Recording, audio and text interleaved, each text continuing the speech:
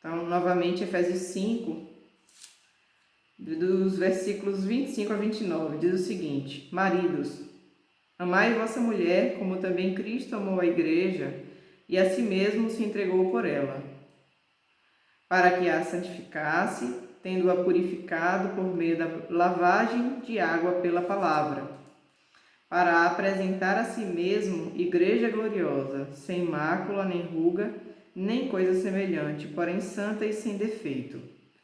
Assim também os maridos devem amar a sua mulher como ao próprio corpo.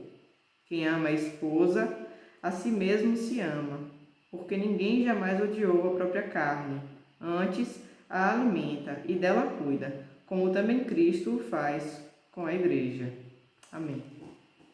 Boa noite. Boa noite.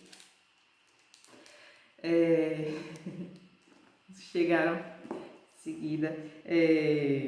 Então, a palavra que a gente leu nessa noite, né, Efésios 5, de 25 a 29, traz uma responsabilidade muito grande ao esposo, que é a posição que Cristo assumiu para conosco. É uma posição bem árdua, não é? E esse capítulo trata acerca dessas coisas que Paulo traz na carta aos Efésios, né? A gente está lendo esse livro, Reformando o Casamento, no capítulo 4, que fala sobre o amor eficaz, né? Amor eficaz. O item 1, que diz o seguinte: o amor gera beleza. O amor gera beleza. Ele traz, o autor do livro, ele traz vários conceitos interessantes sobre a realidade, né? Como a sociedade hoje, a construção do que é beleza, de como é que a mulher está lidando com a beleza, qual a tensão que existe com relação ao mundo e a a pressão que existe sobre a mulher no que diz respeito à beleza, como se fosse literalmente uma obrigação sua, estar muito bonita, estar sempre elegante, magra, cabelo nos vestidos de sempre, né? Os mais bonitos, todos cheios de cinturas e com o corpo bem desenhado, perfeitinha. E isso ele traz até a questão da boneca Barbie, né? Existe já uma pressão sobre esse conceito, que as mulheres, meninas que tinham a Barbie, né, se imaginavam ali como aquela boneca, né? Imaginavam sua vida adulta daquele modo, bem daquele jeitinho. Oi, meu bem. Travou.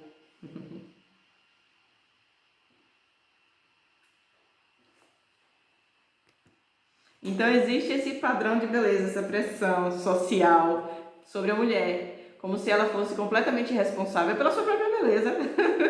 Tipo assim, você que se vire, você tem que ser bonita. E aí, né? Existe isso na mente da mulher. Então, se eu não tô bonita é porque eu não tô bonita, culpa minha, tipo assim, né? Então existe isso, existe uma pressão. Mas um jardim se cuida sozinho? Quem puder responder aí. Não. Tem que ter quem cultive, né? Tem que ter quem cultive.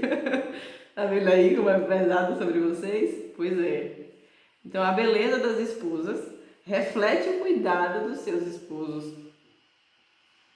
Elas são a glória dele, né? Ela é a glória dele. Ela reflete o zelo dele sobre o seu próprio lar. Quem nutre, quem cuida dos detalhes, quem aquece. E o título é justamente isso, né? Desse trecho: o amor gera beleza. E de quem é a responsabilidade de amar? Cai sobre o marido. Maridos, amai as vossas esposas, né? Como Cristo amou a igreja. Pior, como Cristo amou a igreja. Como é que Jesus encontrou a igreja? Tem uma pregação de Paulo Júnior que ele diz que Cristo encontrou a igreja assim, ó, perebenta, cheia de remela. Então, é uma coisa assim, bem difícil. É uma coisa bem difícil, é uma tarefa muito árdua para vocês, viu, maridos? Eu acho que é uma coisa assim, tremenda. Pois é, e isso tudo, a mulher não consegue se cultivar sozinha, tá certo? Ela não consegue se amar sozinha, ela não consegue se nutrir sozinha. É da responsabilidade do homem todo esse zelo, esse cuidado. E isso reflete o relacionamento entre Cristo e a igreja. Tá certo, pessoal? Entre Cristo e a igreja. Porque a beleza não é simplesmente... Nós temos uma tendência de acreditar, muitas vezes, na nossa intimidade do que o mundo nos apronta de conceito. Poxa, a mulher, para ser bonita, ela precisa o quê? Ir no salão de beleza, né? E, sei lá, comer bem, malhar. Mas, na verdade, não é só isso. Não é só isso. Existe toda uma beleza que interage com a beleza física. E que uma coisa reflete na outra. E que não é só uma beleza física, não é só ir na academia, comprar, né, determinados pacotes e entregar assim, ó, mulher, tá bom, aí você está bem cuidada agora, você está bem nutrida, tô pagando a academia para você, se vire. Você tá entendendo? Não é só isso. Tem todo o zelo e o cuidado que o homem faz, que tem a ver com estar aquecida, estar cuidada também espiritualmente. Psicologicamente, espiritualmente, todos os mentes. E a gente tem um exemplo, né? A gente tem esse exemplo. E o exemplo é basicamente Cristo. Esse é o exemplo. Cristo. E o marido, ele precisa imitar a Jesus Cristo, em todos os aspectos. E imitar a Jesus Cristo, às vezes a gente imagina que basicamente um somatório de se esforçar para imitar Jesus Cristo. Mas a gente sabe o que é que vai acontecer com o homem, meus irmãos, se tentarmos imitar a Jesus Cristo. A gente vai estar tentando, com os nossos próprios esforços, cumprir a lei, não é verdade? E alguém consegue cumprir a lei?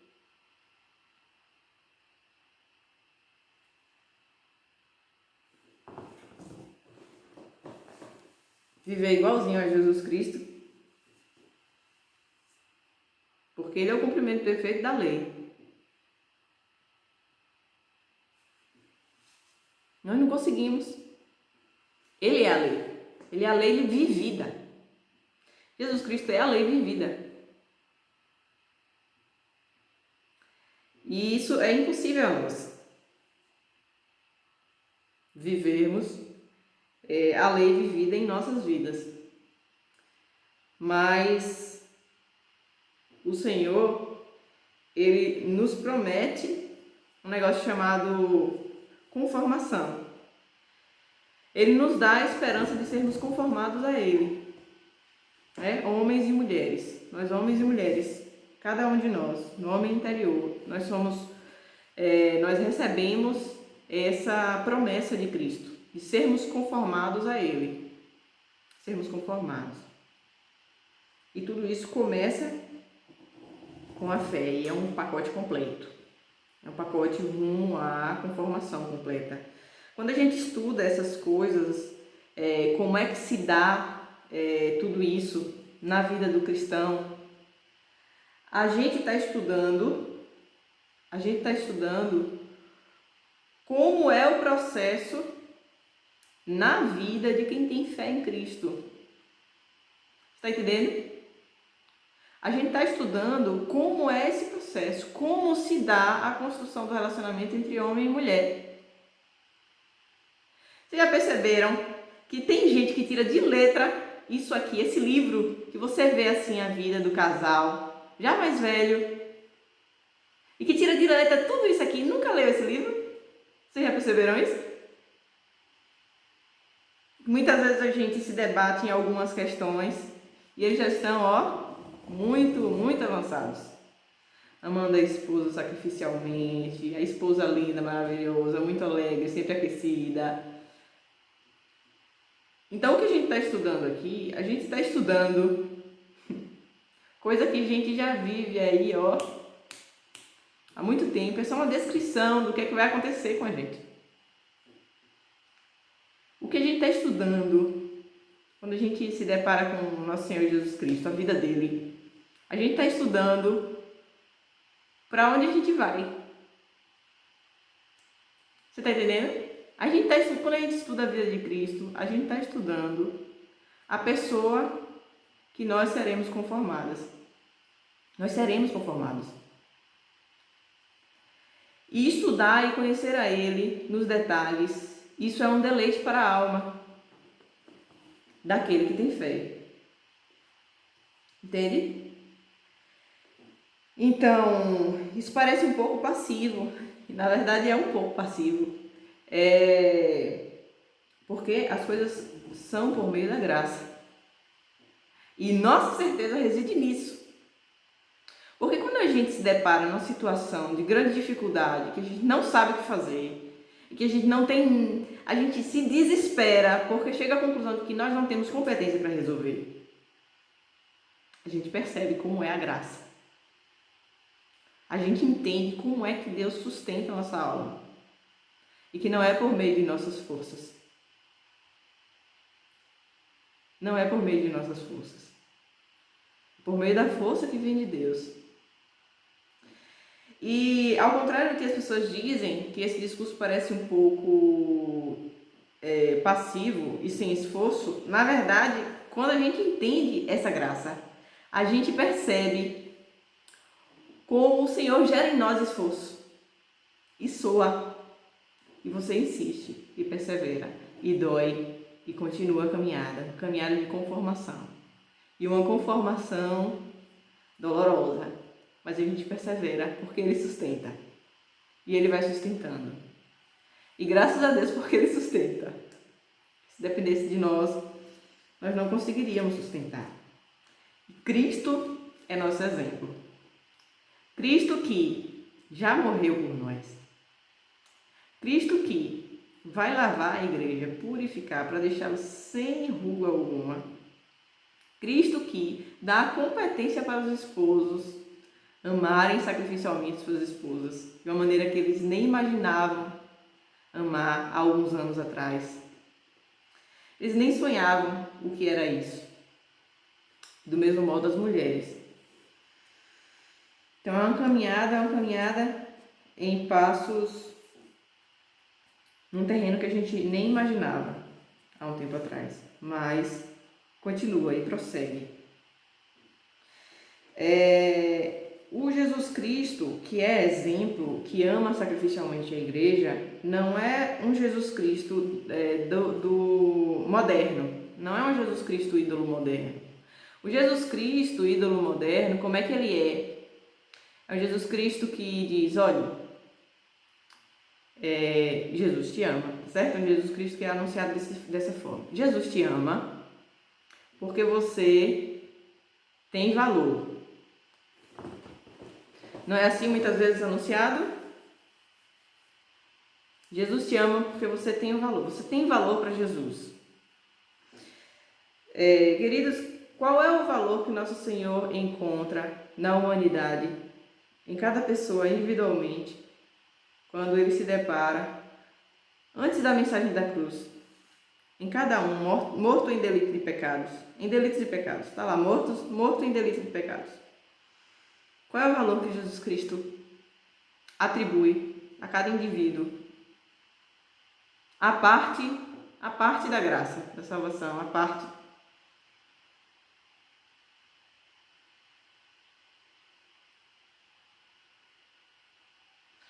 Qual é o valor? A parte da graça.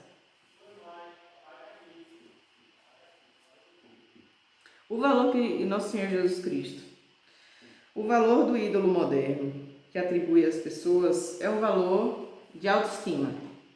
um valor muito grande, um valor que deixa a pessoa muito contente e se satisfaz consigo mesmo. Poxa, eu tenho um valor, Jesus me ama, porque eu tenho um valor. Mas na verdade, Jesus Cristo olha para nós, mortos em delitos e pecados, e ele vê uma grande dívida. Saldo negativo. Saldo negativo para uma eternidade inteira de juízo no inferno. É isso que ele vê. É isso que Jesus Cristo viu. Quando olha para a humanidade, quando olha para cada um de nós, mortos em delitos e pecados, ele vê uma eternidade. Uma eternidade de injustiças a serem pagas. O preço alto, elevado, que nosso Senhor Jesus Cristo pagou, esse sim tem um preço. Esse ato de Jesus Cristo de pagar esse preço alto, nos livrando do inferno, nos atribuindo a sua justiça, isso sim tem valor. Então, o eleito de Deus, por meio da fé, não só não tem mais o saldo negativo da conta, mas agora tem o saldo positivo para a eternidade. Que troca, hein? Um saldo positivo para a eternidade, digno do céu.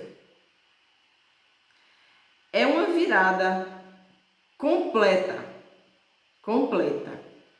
no banco da eternidade. É uma virada completa. Quem merecia profundamente o inferno, agora merece profundamente toda a justiça. E isso não é sem custo. Isso não é sem custo. É alto preço. Um alto preço que ele já pagou completamente. E ele, em seu amor e profundo carinho conosco, ele nos lava e nos prepara, nos embeleza como igreja. Do mesmo modo, o marido deve embelezar a sua esposa. Tá certo? Imagina só, você chegar em casa com a sua esposa lá toda bagunçada, não dá nada. Você olha assim, oh Deus, misericórdia. Agora, trabalhe para deixar ela linda. Linda, porque é assim que Jesus conduz com sua esposa, né? Com sua noiva. Desse modo, cuidando, zelando, lavando, aquecendo. É desse modo. Como se não valesse nada, torna a valer. Dá valor, atribui valor, cuida, zela. É desse modo que Jesus zela da sua esposa. Não é como o Jesus do ídolo moderno, que atribui valor que não tem. Mas como Jesus, que atribuiu o seu próprio valor à sua esposa. E a partir dali lava e purifica. E torna participante até da sua própria cruz. Para experimentar essa conformação. Experimenta essa sua glória. Ele retira, ele compartilha de si mesmo, da sua glória, e dá à sua esposa, para que ela reflita a sua glória, ou seja, para que ela reflita esse zelo, esse cuidado, esse carinho que ele tem por ela. É desse modo que vai ser aquele grande dia. Olha só que maravilhoso. Aquele grande dia vai ser desse jeito. Vai ser nós, igreja, embelezados pelo zelo de Jesus. Para que ele pegasse assim a esposa e dissesse assim, ó, mostrasse. Ó que linda ela. Tirem os olhos de mim, ó. Percebam como ela é linda. Veja como ela é linda. Então, é desse modo, uma esposa zelada pelo seu esposo. Ele olha para ela e se orgulha. Joinha? Se você não está conseguindo fazer isso, arregace as mangas. Trabalho. Muito trabalho. Joinha? É trabalhoso. Mas é um trabalho, é um fruto de um penoso trabalho que vale muito a pena. Aí nós temos aqui Romanos 5, de 6 a 8, só para a gente fechar esse pensamento inicial, que diz o seguinte. Romanos 5, de 6 a 8. Porque Cristo, quando nós ainda éramos fracos, morreu a seu tempo pelos ímpios. Dificilmente alguém morreria por um justo, pois poderá ser que pelo bom alguém se anime a morrer, mas Deus prova o seu próprio amor para conosco pelo fato de Cristo ter morrido por nós, sendo nós ainda pecadores, né? Para fechar esse entendimento de quem é Jesus Cristo, de quem é esse Jesus Cristo, que atribuiu valor a quem não tinha por meio do seu sangue. Ele produziu em nós o valor que temos hoje de eleitos de Deus, e que todos quantos são reservados para a eleição e a misericórdia terão, porque ouvirão a sua voz. E o marido pode perguntar: o que é que minha esposa, já que eu tenho que dar conta disso, para ela ficar linda e maravilhosa? Olha só, então vocês têm muito o que fazer, tá certo? Vocês têm muito o que fazer para garantir tudo isso. O que é que ela precisa para ser bela, né? Então, como é? O que é que vocês podem fazer, né? Jesus mesmo estava disposto a morrer por isso. E os maridos, né? Com o passar do tempo,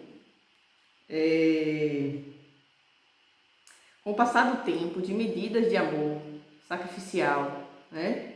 Com o cuidado e o zelo, principalmente com o amor sacrificial, a tendência é que a esposa ela se embeleze progressivamente. É uma consequência natural. Natural não, na verdade, né? É uma consequência de uma graça estabelecida por Deus. E acontece isso progressivamente. E quanto mais o esposo conhece a esposa, percebe do que ela precisa. E aí vai crescendo. Isso é crescente. Esse relacionamento do... Quem tiver com um áudio ligado, poderia desligar o áudio, que fica melhor para os outros escutarem. Isso é crescente. Quanto mais o marido entende e vive, consegue viver debaixo da graça de Deus, o amor sacrificial, progressivamente sua esposa fica mais bela. E os olhos do esposo cada vez mais estará na sua esposa. Essa é uma tendência natural. E não é o inverso. A mulher não começa pela mulher se embelezando. A mulher consegue, muitas vezes, se embelezar, né?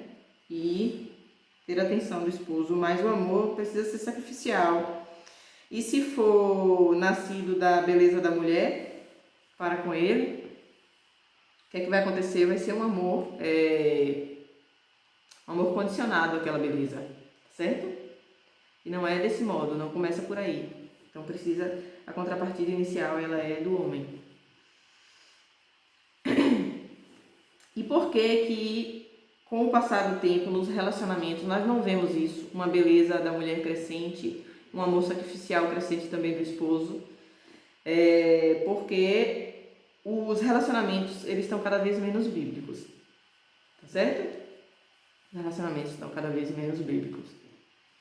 E está se distanciando cada vez mais, porque muitas das vezes a teologia e o estudo que se faz das Escrituras não é de Jesus Cristo como ele é. É um outro ídolo, muitas vezes. Um ídolo de um Jesus amoroso que não é aquele Jesus Cristo humilhado, que morreu na cruz, que pagou um alto preço e que é um preço de débito negativo. É um Jesus que vê valor no eleito antes dele ser justificado. Isso não é verdade. E isso aí vai confundir, porque distorcendo a verdade bíblica no coração da gente, no nosso entendimento, na nossa mente, isso tem impacto no nosso relacionamento com os nossos familiares. Tem um impacto muito negativo. Por isso que é preciso isso, essa lavagem de água pela palavra, tá certo? Para que haja um derrubar dos edifícios humanistas em nossas mentes e um erigir do edifício santo, que é a igreja, que é edificada em cima da rocha que é Cristo.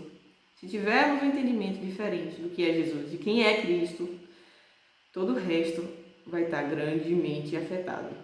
Nada vai conseguir ser, de fato, edificado com firmeza, com solidez.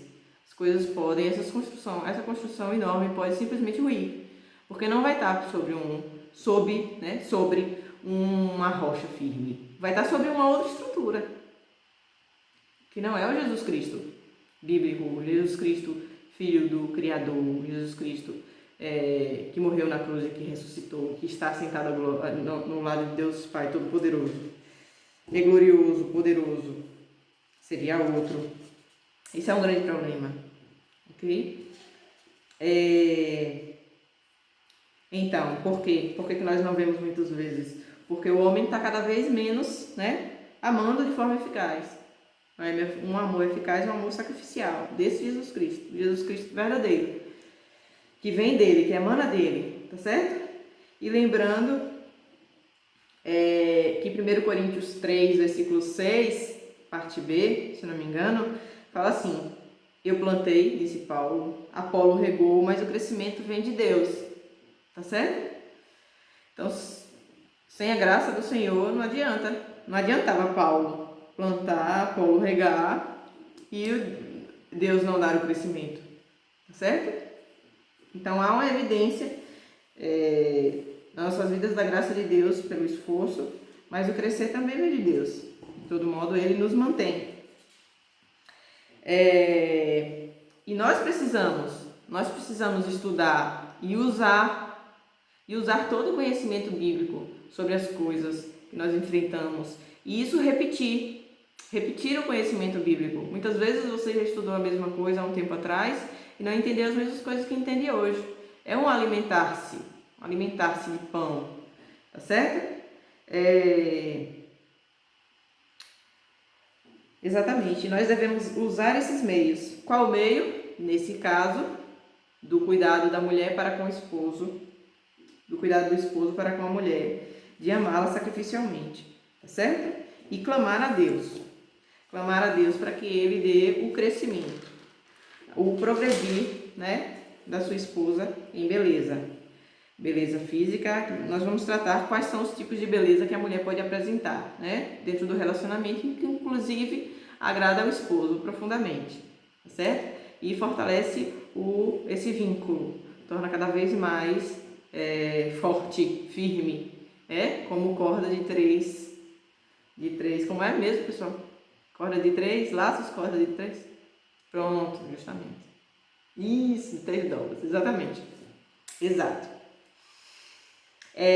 Com relação ao amor, a gente tem muita dificuldade, porque a gente entende o amor como um sentimento. A gente entende o amor como um sentimento. O que é que vocês acham disso? O amor é um sentimento?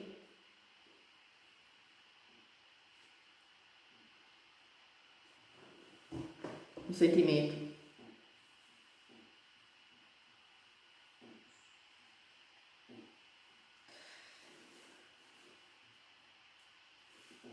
O que mais?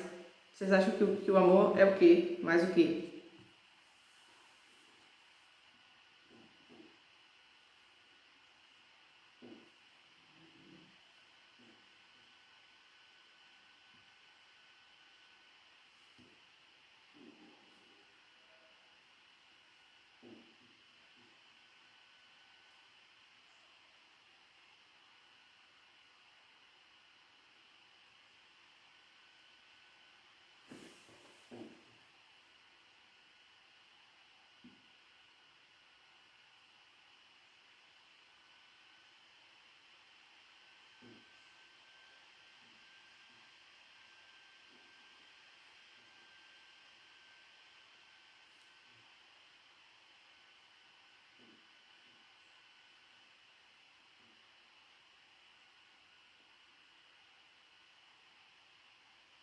Alguém mais?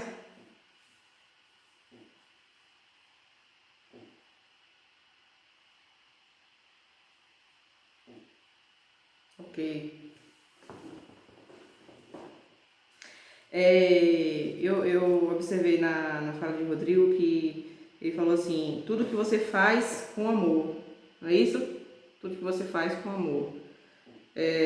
O mais importante com relação ao amor não é o modo que você... Não é o tipo de afeto que você tem ao executar determinada tarefa. Geralmente é isso que está no nosso entendimento do que é amor. Como se fosse o modo como eu sinto quando eu executo determinada coisa, ou o modo como eu sinto quando eu vejo, ou quando eu faço, ou quando eu ajudo, vamos supor, né? Mas o amor, ele é, na verdade, demonstrado profundamente com uma atitude inclusive que foi uma atitude contra a sua própria vontade. Porque Deus amou o mundo de tal forma que ele sentiu muito afeto pela humanidade, então mandou coraçõezinhos. Brincadeira, pessoal. Não, Deus amou o mundo de tal forma que ele enviou seu Filho amado, para que todo aquele que nele cresce tenha vida eterna.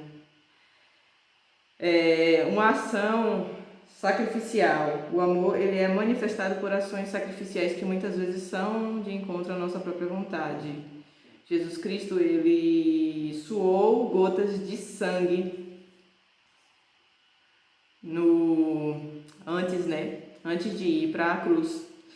Ele orou ao Pai, Pai, afasta de mim esse cálice, mas que não seja feita a minha vontade, foi contra a vontade dele, mas a tua vontade. Então ele amou o Pai de tal forma que ele cumpriu aquilo que o Pai quis. Então a manifestação de amor que vem de Deus, que de fato é amor, ele não é demonstrado por sentimento de empatia. Ele é demonstrado por ações necessárias e eficazes. E onde é que a gente pode encontrar instruções necessárias e eficazes? Na palavra de Deus.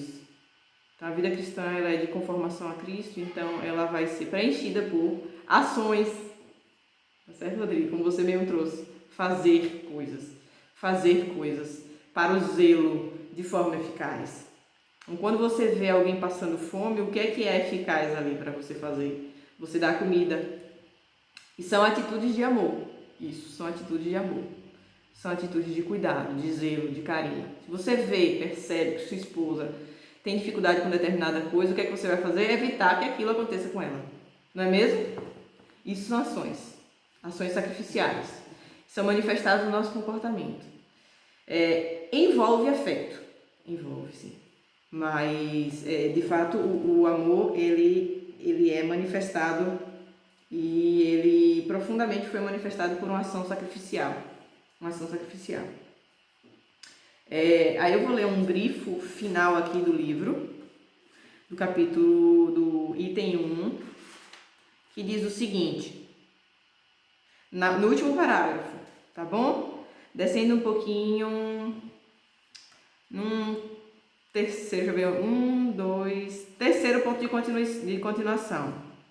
Diz o seguinte, ele deve, o marido, né? Imitar o modo como Cristo santifica e purifica a sua igreja, aplicando a seu próprio modo o lavar de água pela palavra.